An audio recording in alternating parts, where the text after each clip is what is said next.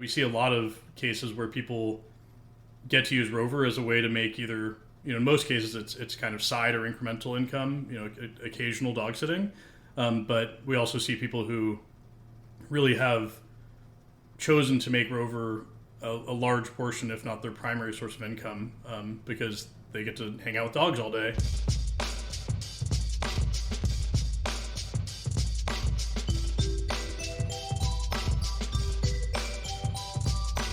This is OctoTalks, people transforming digital experiences.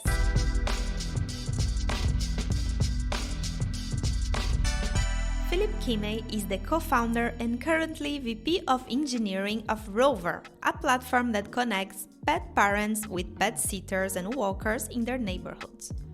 Philip co-founded Rover 12 years ago and joined us for today's episode to talk about the impact the platform has had in his own life and the lives of hundreds of thousands of users.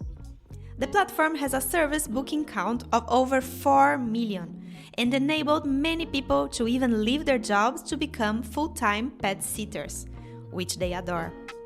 He shared powerful advice about how to create and grow a platform like Rover that now has a new service booked every 4 seconds. And most importantly, he revealed if he's a cat or dog person. Hi Philip, good to have you here. Thank you, I'm glad to be here. So to get things started, Philip, we would love to hear on your own words, who is Philip? How do you define yourself?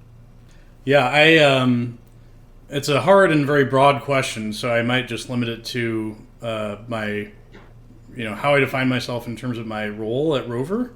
Okay. And so I think it comes down to 3 pieces. One is ensuring we have good return on investment on our product investments and our technology investments. Number 2 is keeping the lights on and doors open, so making sure that we can serve our customers, because if our website or mobile apps aren't working, we don't have a business. And then last but not least is keeping the team happy. So that shows up as keeping attrition low, so having very low turnover within the team and high job satisfaction on people's employee surveys that we run.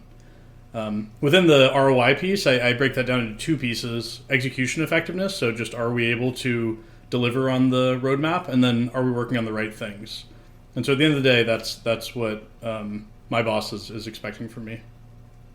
Fantastic. I love the summary. And we do want to talk a lot more about Rover. So I read somewhere, Philip, that Rover started as a startup in a startup hackathon back in 2011. Can you tell us a little bit more about the story, how the company was born? Yeah, absolutely. So I went to a startup weekend, which was a nonprofit that used to operate these hackathons after my junior year of college. And this guy, Greg Gottesman, pitched this idea of Airbnb for dogs. He had taken his dog Ruby to a more traditional boarding facility, and she had come back kind of stressed out and I think with kennel cough. And so he thought there has to be a better alternative. So I walked up to him and said, yeah, I think I could work on that for a weekend. The way these hackathons work, people pitch ideas at the beginning, and then at the end of the weekend, you show kind of a prototype, proof of concept, as well as a slide deck articulating the business case.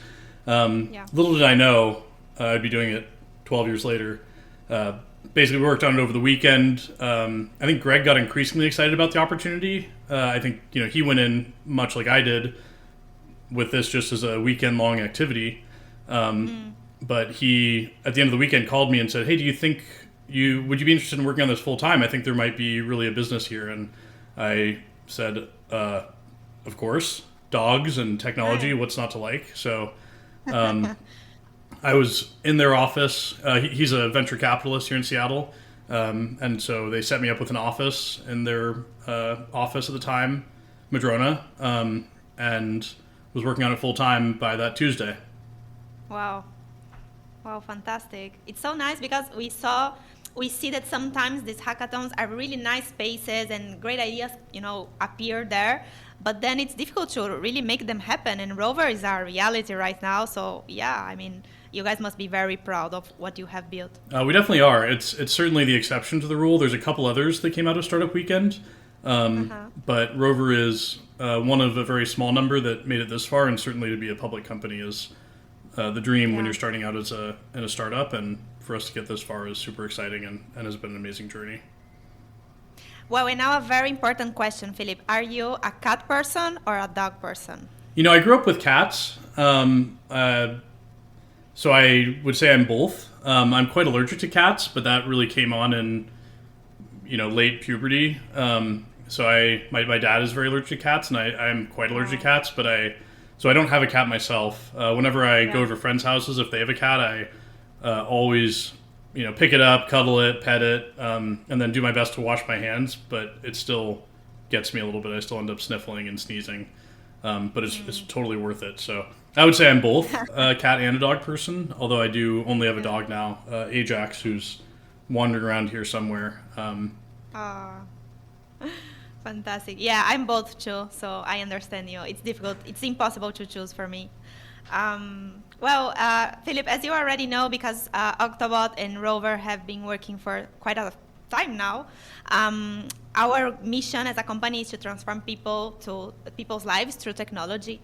And I wanted to ask you, how do you think Rover transforms people's lives through technology? If you can share maybe a story or an example of how you guys are impacting the lives of others, people and animals.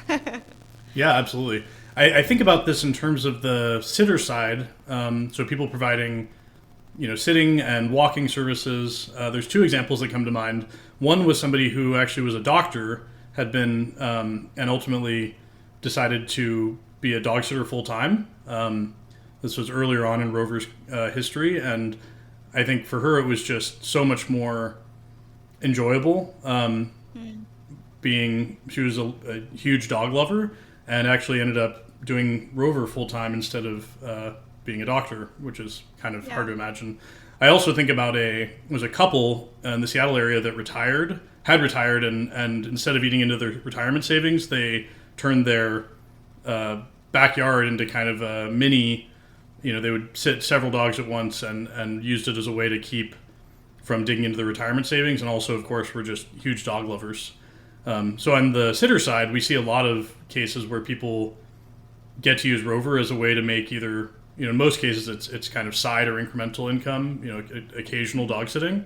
But we also see people who really have chosen to make Rover a large portion, if not their primary source of income, because they get to hang out with dogs all day instead of what they were doing before. On the pet parent side, it's a much smaller impact every day, whereas sitters, it can be really central. I think it does make it so people are able to know that their pet is being cared for in the way they would care for them while they're out of town or at work or whatever. And I think that is a small way that it improves their lives, and certainly improves the lives of the pets that are being cared for on a really personal basis instead of, the alternatives. Of course, yeah. Well, Philip, I imagine that as you are a pet owner yourself, a pet parent, probably you have used Rover before, right? I have. I use Rover on both sides, actually. I was sitting a dog for daycare last week, and I also use it as a customer. In general in technology, it's called dog fooding, to use your own product, and it's especially apt in this case. Ajax loves having friends over. I use it more as a sitter, actually. And Ajax loves having little companions that come play all day. Right. Last week I had a guest who Ajax can be a little bit territorial at first, but then after a few minutes he warms up, and then they're just best friends. And they spent the first 3 hours of the morning just running around playing with each other, and then the rest of the day they were just totally tired out. They also decided at one point they teamed up and dug a big hole in my backyard, and I found them doing it and scolded them, and they kind of both just looked at me like, "What do you mean? We're doing such a good job. Look at us. We're teammates. We're digging this hole." So yeah, it's a lot of fun and nice to have other dogs around, both because I enjoy them and also because it's great for Ajax. I think a lot of the time he finds me to be really boring just sitting here at my computer working, and he likes having some friends around. Totally. And I imagine that for you also, as the one of Rover co-founders, probably it was interesting, right, to live the experience as a user Like when you have used the app, have you like identified improvement opportunities, or have you had like ideas of something that you guys should explore, something like that? Yeah, definitely. I think especially we're really investing heavily in our booking experience, and I think that's the place where I've been using it, for years and years, and I think that's the area that we haven't evolved as much as we need to want to, and we're pretty heavily focused in that area at the moment. But every time I use the app, I find either things that are kind of confusing or pain points or actual bugs. Yeah. And so it's definitely really valuable, in addition to the experience of being a sitter on the platform, the actual, product usage is helpful to identify issues with the product. Sure. And Philip, I wanted also to learn a little bit more about your career. So maybe you can tell us how you became VP of Engineering at Rover, and why do you like this role? Why did you choose to be VP of Engineering? Sure. Yeah. Over the course of Rover's history, so in the very early days, I was the technical co-founder. I wrote a lot of the initial code, and about a year and a half in, I was struggling to hire additional engineers, and Aaron brought in, actually via Greg. Greg knew Scott Porad, who had been the CTO at Cheeseburger, as in like the cat memes, Icon as Cheeseburger, and he was looking for what was next, and Aaron brought him in, and initially I bristled at the idea of having somebody come in and be my manager. But in retrospect, it was totally the right thing. I not only did I personally learn a lot from Scott, he came in and immediately identified some of got some better data on local market Seattle salaries, basically, and we were having trouble hiring because we were not paying enough. It was that simple, and we had some not very good data that we were relying on. So not only did I learn a ton from him, Rover would not be the company it is today if he hadn't come in and joined in that role. A few years ago, we also had a guy named Nasser Samatar, who I also learned a ton from in the VP of Engineering role. And so I've only moved into this role relatively recently, and over the course of that time, I also considered, do I want to have more of a direct coding individual contributor type role, or potentially more of a product management type role. And I think over time I gravitated to the engineering management roles because I am very technical and read Hacker News most nights and still find it interesting and fascinating. And so I think I would have not enjoyed a role where I couldn't use my technical skills. And then I think the ability to have broader impact is a lot more straightforward, at least in the management role. And we also have a lot of engineers now that are just better engineers than I ever was. And so, helping enable them is as rewarding as writing code, although I do occasionally miss it. Nice. Yeah, but it's nice that you had like opportunity to explore other things, in order to identify the things you don't like or you are not that happy with, in order to find the right one, right? So, yeah. Yeah, it is. And Rover, in many ways, I think as a startup person, I always felt like 10 years was an eternity and kind of as long as I could imagine, working at one company. But over time, I realized because of Rover's growth over time and changes over time, every 2 or 3 years, I had basically a new job, even if it had the same, title or job description. Things have just changed every few years at Rover in such a way that even if the role wasn't changing explicitly, I had new challenges in front of me. So it has been many careers or many jobs built into working at one company. Of course.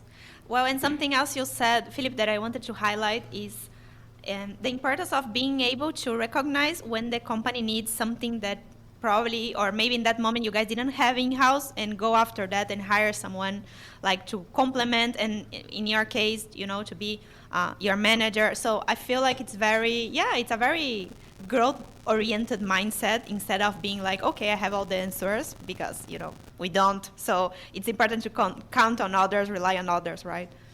Definitely. And certainly a lot of my job now, and also historically, I view as being activation energy. So helping to set up new teams, make sure the teams are successful, have the right charter and KPIs in place, so that they can then execute. I view a lot of it as activation energy for new initiatives and especially for new teams. Sure. And what would you say, Philip, that is the most challenging thing about being a VP of engineering? I'm relatively newly in this role, so I don't know that I know the answer to that. I think what I've so far, I think the biggest challenge is just the number of kind of randomizing or many different things I have to keep on top of and stay aware of status on. I think that's been the biggest challenge so far, is just all the different moving pieces and keeping track of them. Sure. Well, it's been like 10 plus years of growth for Rover. You guys have been growing so much and doing so much and, you know, launching new things and everything. I guess it's a very inspiring story.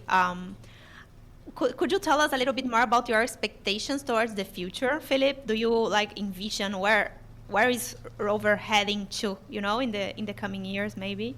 Yeah, I think startups are classically a challenge of balancing new things versus just getting really good, building a better mousetrap, so to speak, making your core existing product better. And so over much of the company's life, I think a very deliberate effort has been made to not go and do too much new stuff at once. It stretches you thin and makes it so you don't actually continue to improve your core product.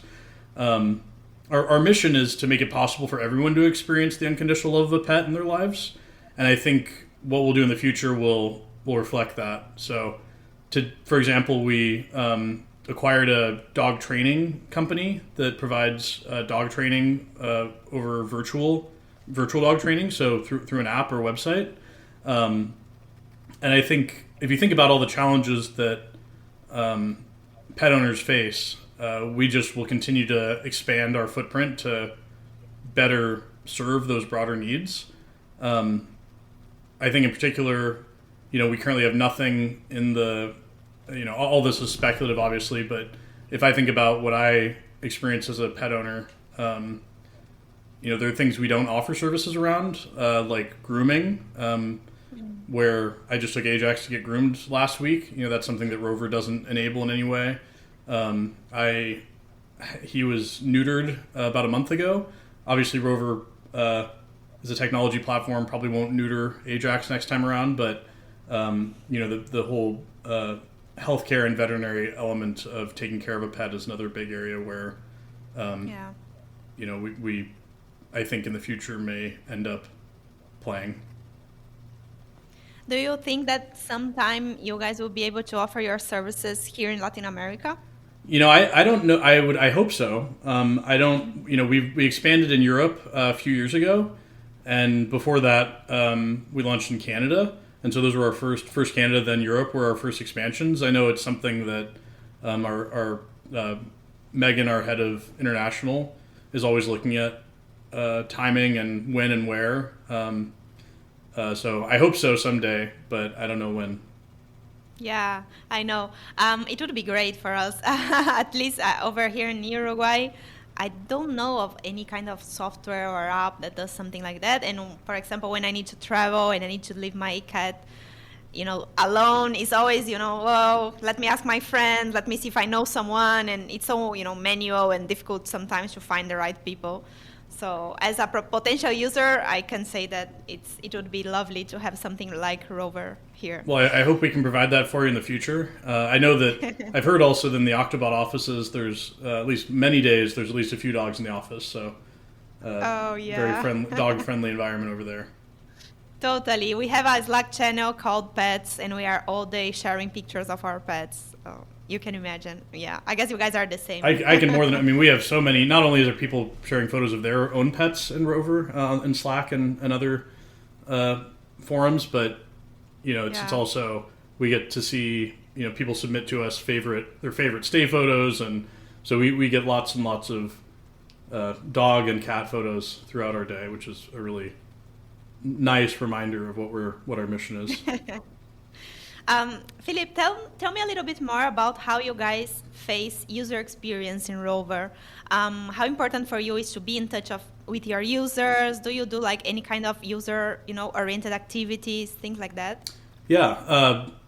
At the end of the day, the user experience is really the key thing that makes it possible for, or makes it convenient, I should say, for somebody to use our product. And so it's super critical.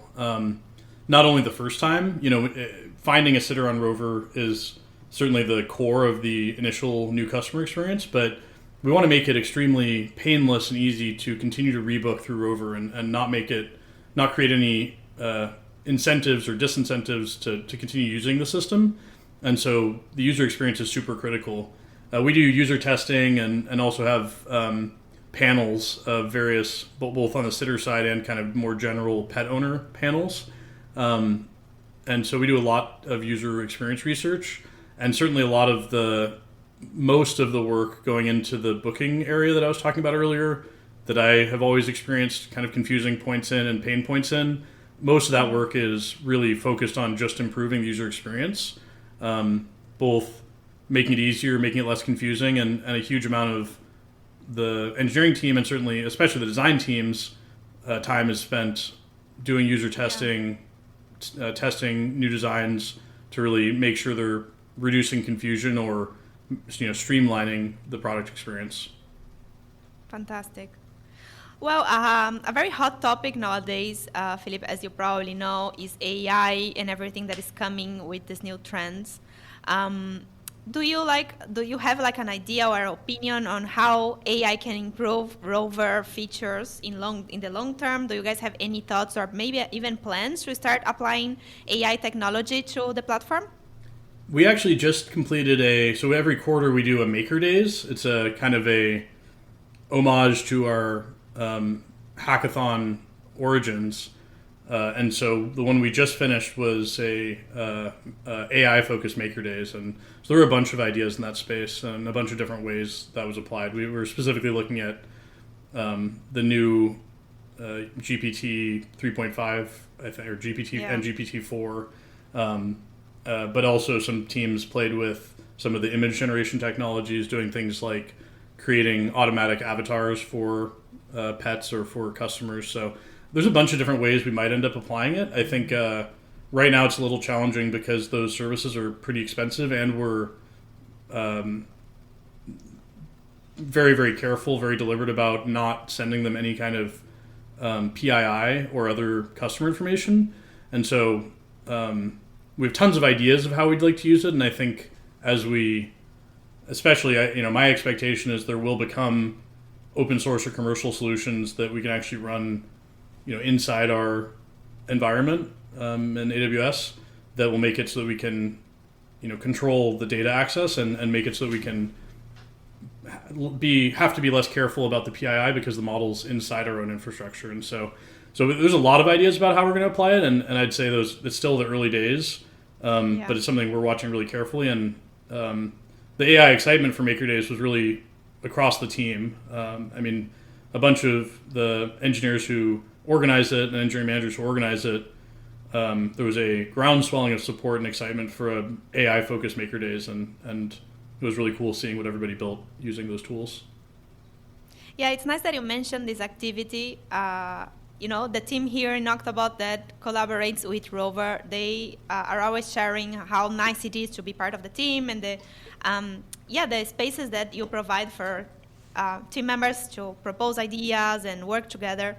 Tell us a little bit more about what's it like to work in Rover. I guess that you guys have put a lot of effort in building a very collaborative and friendly environment, right, for your staff.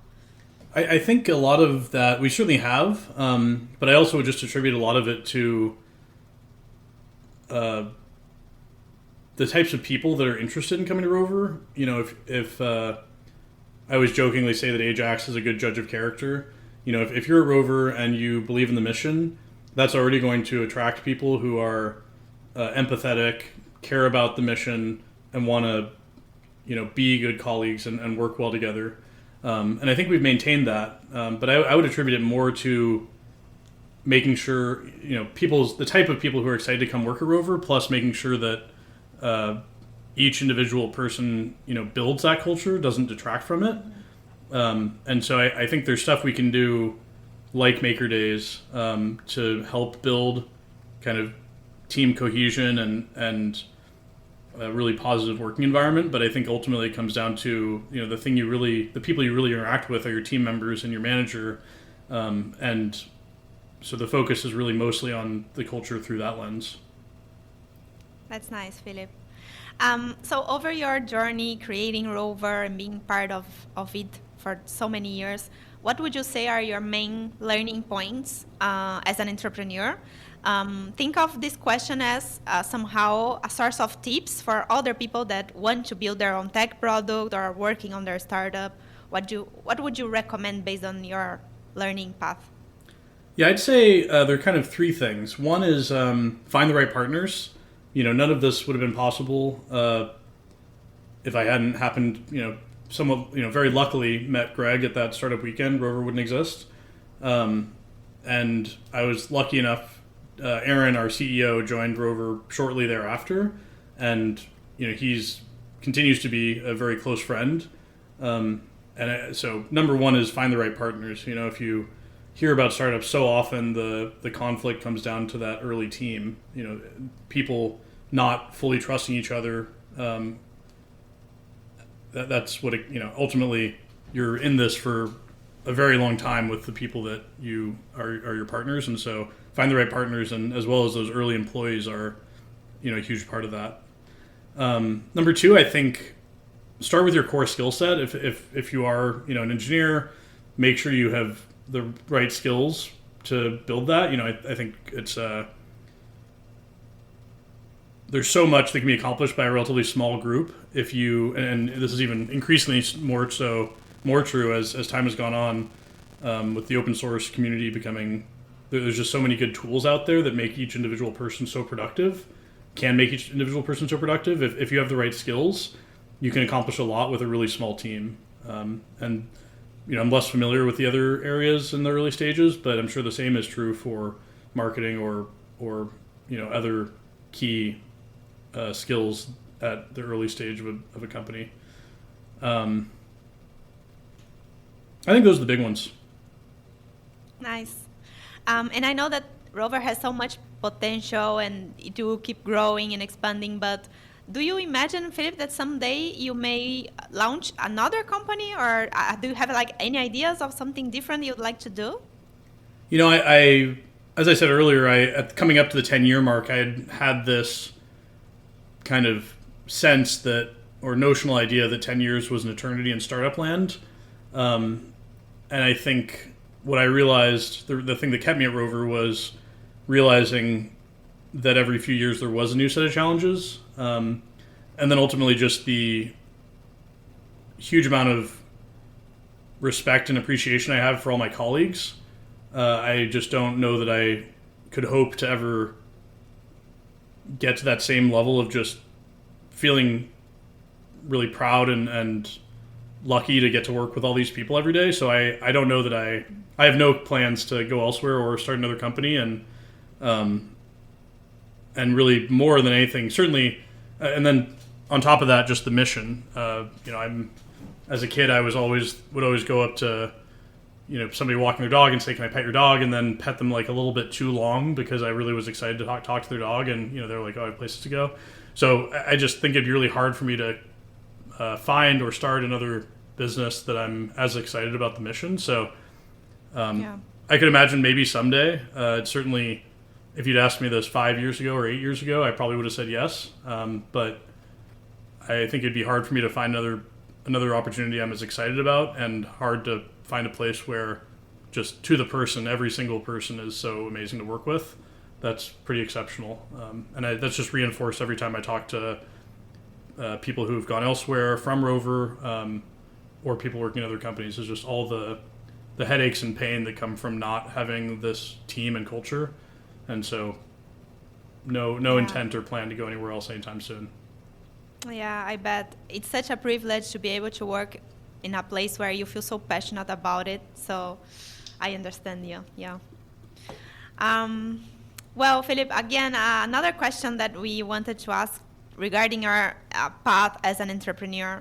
I mean, if you could go back in time, right, and do something different, would you do it? Or at least would you go somewhere in your past and maybe tell something to the Philip from a few years ago? I think, a couple things. One, I wish earlier on I had built a more kind of support network of people who were doing technology entrepreneurship but further along in it. I think I got that by luck with Aaron and with Scott, as I'd mentioned, and with Jason Kreitzer was our head of product. So I don't think it hurt me as much as it could have if I didn't have those right people around me. But I regret not having. I think it would have benefited me to have that network of my own earlier on.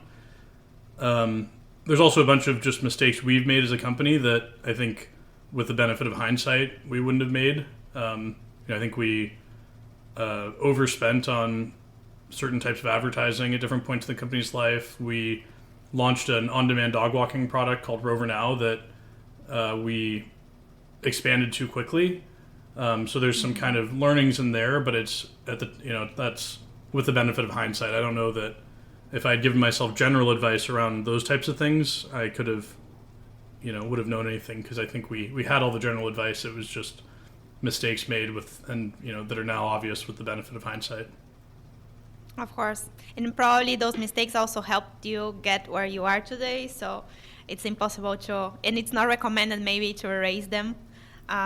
Certainly the mistakes we would make, they're the types of mistakes that we probably won't make again, but would have made, if we hadn't made it in that specific form, we would have made it in a different form. And so, I don't know that there's anything you can do to avoid those mistakes. They're going to happen, and you have to just pick yourself up and move on from them. Totally. Well, Philip, thank you so much for joining us and having this conversation. It was really nice getting to know more about you and Rover. So again, thank you. Thank you very much. It was great talking to you today. And thank you to our audience, everyone out there who is listening to OctoTalks and getting to know a little bit more about Rover and Philip. Stay tuned. We are going to publish new episodes very soon and continue to learning stories of people that are transforming digital experiences everywhere. Thanks for listening. Stay tuned to the next episode.